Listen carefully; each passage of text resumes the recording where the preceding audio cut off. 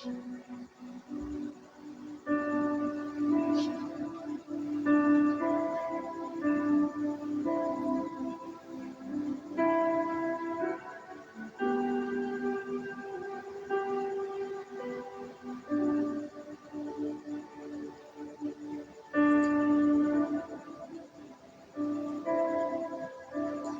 dia, amigos e amigas, bom dia, senhores e senhoras. Eu sou Daniel Nonato. Hoje, sem muito rodeio, eu estou vendo aí a semana passou, as pessoas comentando sobre o encontro pró-palestinos, o encontro pró-Israel, e eu prefiro não entrar nessa, seara aí por questões particulares.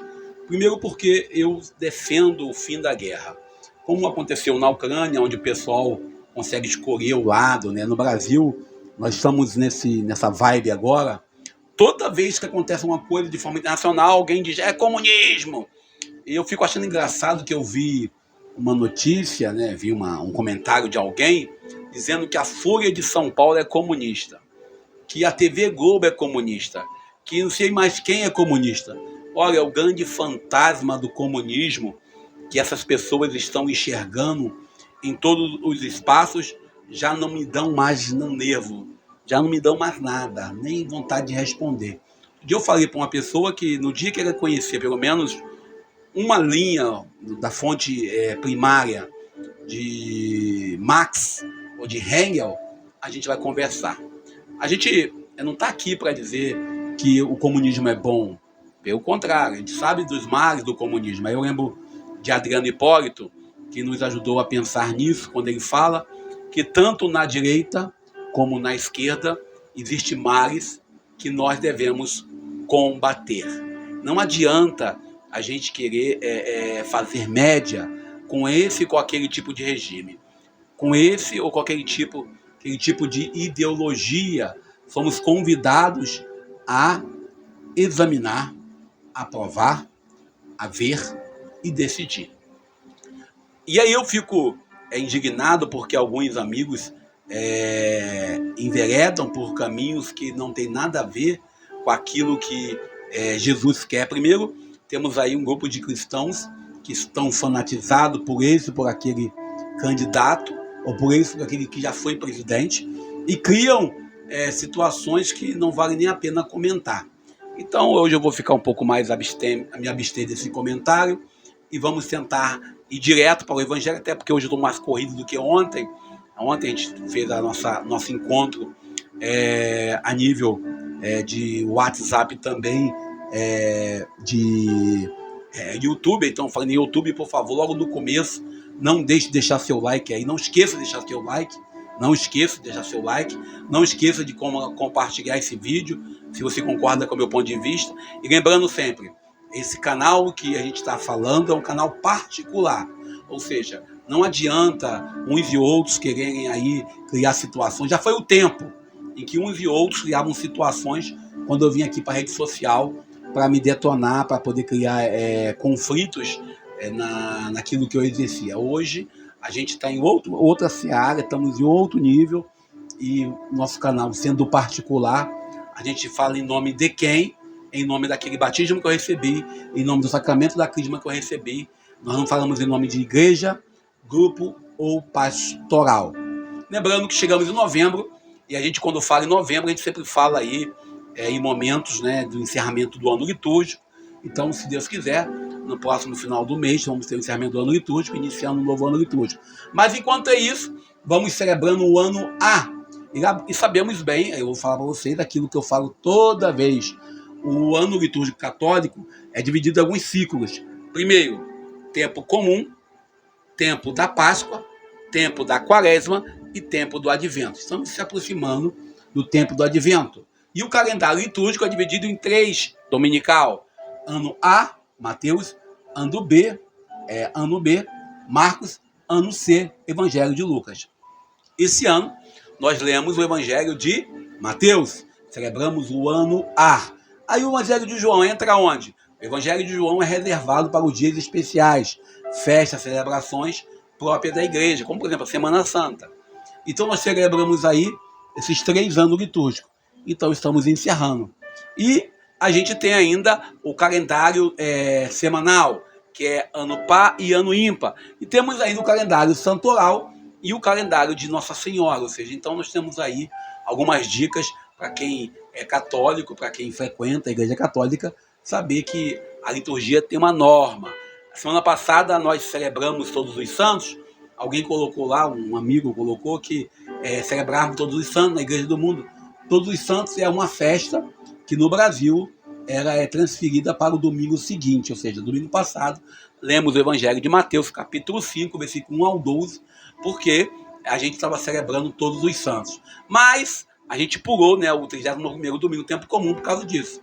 Mas esse ano, né, a gente vai pular, mas no ano que vem possivelmente será lido, não tenho aqui a certeza. Só que ano que vem, o Evangelho, que nós vamos meditar a partir do final do mês de novembro, Evangelho de Marcos, ano B. E a liturgia de hoje? Vamos lá, rapidinho, ó, vamos colocar aqui. Evangelho de Mateus, capítulo 25, versículos 1 ao 13. Vamos fazer o contrário hoje.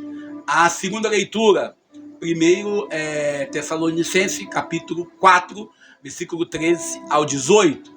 O Salmo é o Salmo 62, entre parênteses, Salmo 63.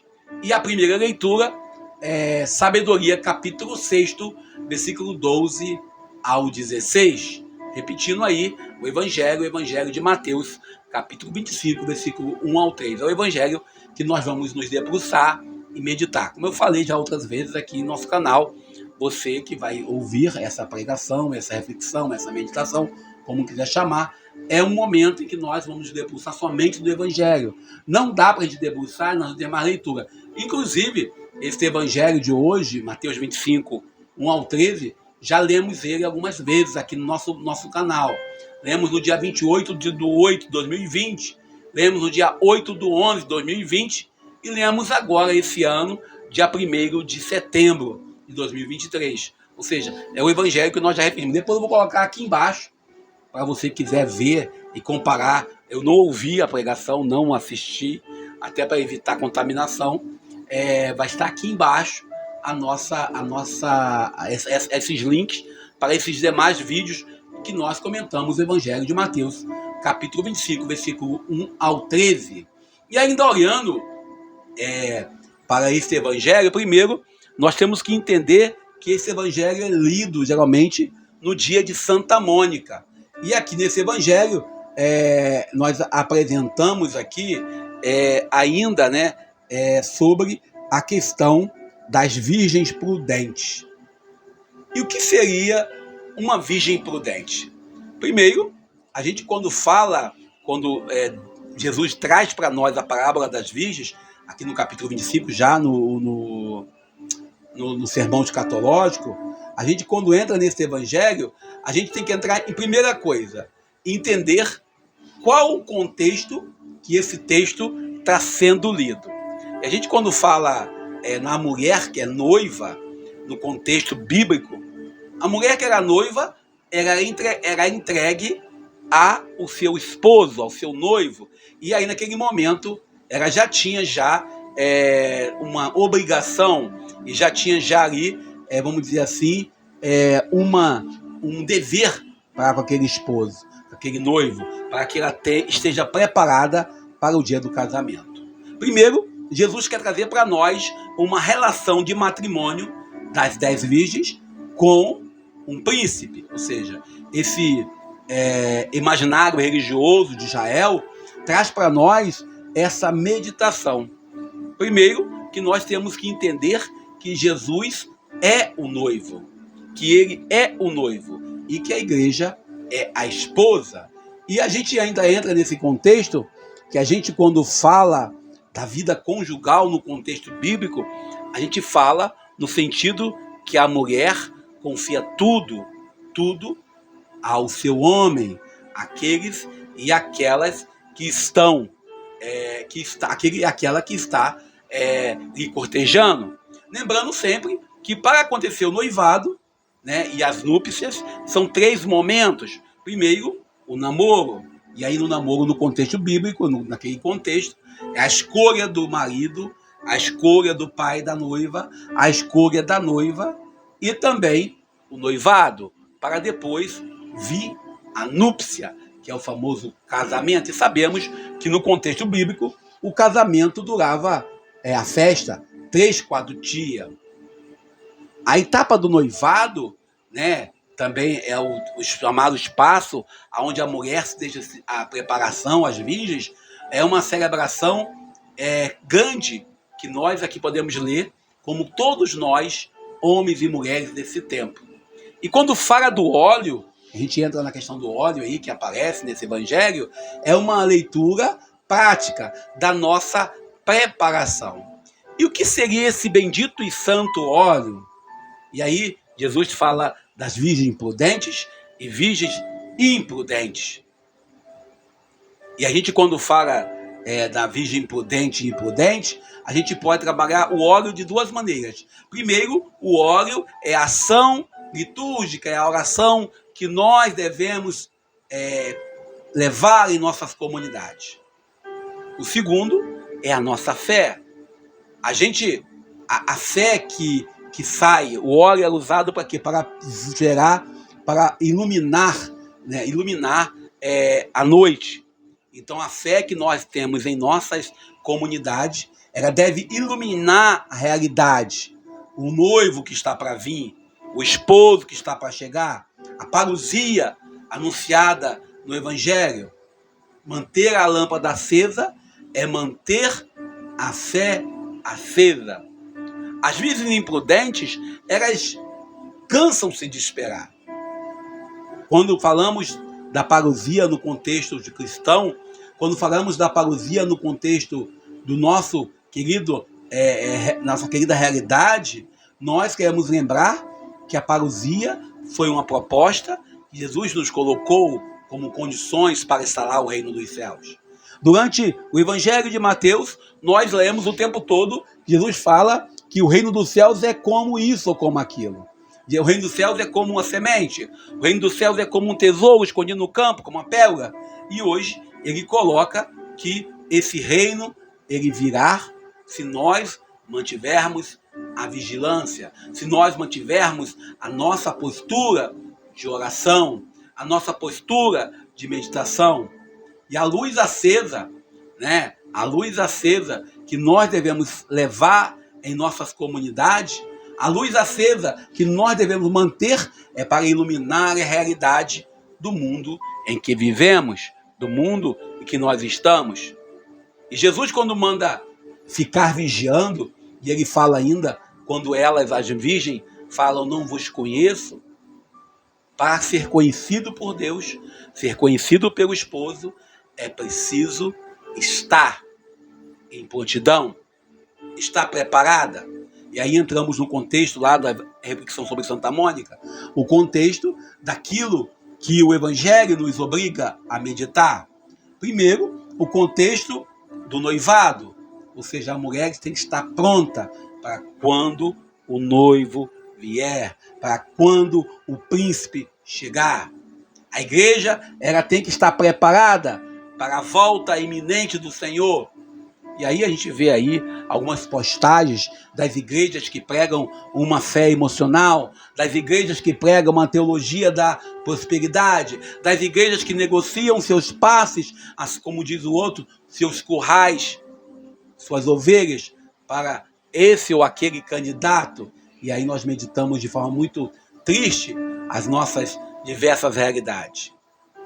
O reino dos céus, ele não é uma balela, como diz Padre Zezinho, ele não é goiaba, ele não é apenas um detalhe a mais ou a menos. Colocamos aí, nesse contexto, o reino dos céus como uma realidade que virá, uma realidade possível. Encerrando o ano litúrgico, encerrando o tempo da leitura do Evangelho de Mateus, nós queremos entender a fé como um dom que deve ser regado pela nossa oração, pela nossa vivência na comunidade, pela prática dos sacramentos para quem é católico, pela prática da leitura e meditação da palavra de Deus. E sempre a fé, ela deve estar envolvida dentro da realidade que nós vivemos. Não dá para termos uma fé apenas simbólica. Hoje de manhã, ontem de manhã, nós caminhamos em uma estrada e um amigo perguntou para mim: você tem fé? Uma pergunta tão simples que a gente responde: claro, tenho fé. Mas a pergunta que mais nós devemos interrogar: até onde vai a nossa fé? Até onde nós podemos manter a nossa lâmpada acesa? E quais são os tipos de óleos? Qual é o tipo de combustível que eu tenho usado para manter a fé acesa? Qual é a motivação principal para eu frequentar uma missa, um culto, para que eu possa ler a Bíblia, a palavra de Deus, para que eu possa rezar o terço, o rosário? Por isso o evangelista Mateus traz para a gente, naquele contexto, ele fala que o autor sagrado apresenta que ele diz no final, o príncipe, o noivo: eu não vos conheço. Se nossa fé é uma fé, a nossa vigilância é uma vigilância por interesse, devemos nos preocuparmos, porque é preciso tomarmos cuidado para que no final o noivo não diga para a gente que não nos conhece, que não sabe quem somos nós, que nunca nos viu, que não nos conhece de lugar nenhum. Por isso, o autor sagrado traz essa frase no final do Evangelho: eu não vos conheço. Eu não sei quem sois vós. Não tenho ideia de onde vocês são. O Evangelho de hoje nos ajuda a entender e nos ajuda a perguntar: será que se Jesus voltasse agora, eu teria a minha fé, teria a minha lâmpada acesa, teria a boa nova do reino em que eu acredito, animada, preparada, celebrada, levada ao extremo? A boa nova do reino, o evangelho que eu, que você, que nós seguimos, ele envolve compromisso, e compromisso com a vida. Compromisso não da vigilância da vida alheia, não verificar quem pode ou não pode comungar, quem deve ou quem não deve participar do culto, quem tem direito, e aquilo que eu falava outro dia, falava isso ontem, a Eucaristia que nós podemos comungar, ela não é um prêmio por bons comportamentos, ela é um compromisso para que o nosso comportamento, para que a nossa fé possa se manter acesa. É um compromisso com a nossa realidade humana, falha, dentro do mundo onde nós somos falhos, pecadores, e muitas das vezes nós somos até indignos de participarmos da mesa do banquete devido à nossa falta de compromisso com a justiça. Ser prudente, que o Evangelho nos pede, ser prudente é continuar caminhando. Se está escuro, se a noite parece não ter fim, mantivemos as nossas velas, as nossas lamparinas acesas, graças à palavra de Deus, graças à Eucaristia dominical, graças à leitura da palavra de Deus diariamente, à oração diária, à participação dos mistérios sagrados. E nós somos convidados ainda, nesse Evangelho, a olharmos de forma muito coerente as 10 virgens. As 10 virgens. E logo depois, nesse mesmo Evangelho, lá no capítulo 25, 14 a 30, nós vamos ler a parábola dos talentos. Jesus parece que está falando, aqui nesse contexto, para uma pessoa de forma individual. As 10 virgens que saem de encontro ao noivo, empolgadas com alegria, empolgadas com a possibilidade da festa de casamento, é uma alusão à nossa fé da empolgação. Todos nós devemos ter uma fé enraizada. Uma fé que, às vezes, será abalada pelas nossas humanidades. As 10 virgens estavam empolgadas pela possibilidade, como vou usar um termo aqui, de desencadear. As 10 virgens estavam felizes por terem sido escolhidas para conviver com o príncipe, para casar-se com o príncipe. Mas as 10 virgens não estavam todas preparadas para esse compromisso. Não tem desculpa para nós que conhecemos a palavra de Deus, para você que passou por esse canal aqui hoje, em dizer que nunca ouviu falar do compromisso com Jesus de Nazaré. Nós somos chamados a meditar, a contemplar, a estarmos com nossas lamparinas acesas com o óleo da fé. Somos chamados ainda a nos encontrarmos com o Senhor. Não com prepotência, não com autoridade ou autoritarismo. As virgens prudentes não podiam compartilhar seu óleo com as bobas, com as imprudentes. Porque o óleo que representa a fé, ou você tem, ou você não tem. Não existe transferência de fé. Não existe transferência de sentimento. Ou você ama, ou você ama. Cada um de nós tem que prestar contas das nossas atitudes em nossas comunidades, em nossas famílias, em nosso dia a dia, até mesmo em nossa intimidade. Ninguém é capaz de compartilhar aquilo que sente de forma assim, muito direta. Ou você tem, ou você não tem. Ou você é cristão, ou você não é nada. Esse é o desafio que nós somos chamados a responder quando lemos a parábola das virgens prudentes e imprudentes. Não nos cabe também, dentro da nossa humanidade, tirarmos onda. Olha, eu sou batizado, eu tenho comunhão, eu tenho a crisma, eu tenho um casamento, eu tenho esse e aquele sacramento. Desculpe, sacramento não é medalha para nós acumularmos e colocarmos em evidência em nossas vidas. O sacramento que nós recebemos é para que nós possamos comunicar a graça de Deus. Nós somos chamados a não com palavras, mas com atitudes.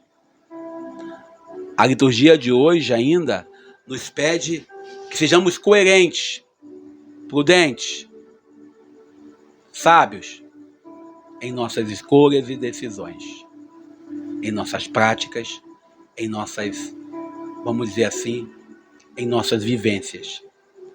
Em todos os espaços nós possamos passar. E eu vou parando por aqui, louvando a Deus pela graça da vida, pedindo a você que, se você puder, compartilhe esse vídeo. Se você concorda comigo, comente. Se não concorda, comente também, democracia sempre. Lembrando que estamos nos aproximando aí da celebração do Dia do Laicato. Fiquemos espertos. A Igreja do Brasil tem aí o CNLB. Vamos ter alguns subsídios. Vamos celebrar o Dia do Leigo com a graça de Deus no final desse mês. E eu fico por aqui, pedindo a Deus nos abençoe nesse domingo, nos ajude a caminhar sempre para que possamos viver a unidade. Bom dia, feliz domingo. Eu sou Daniel Nonato.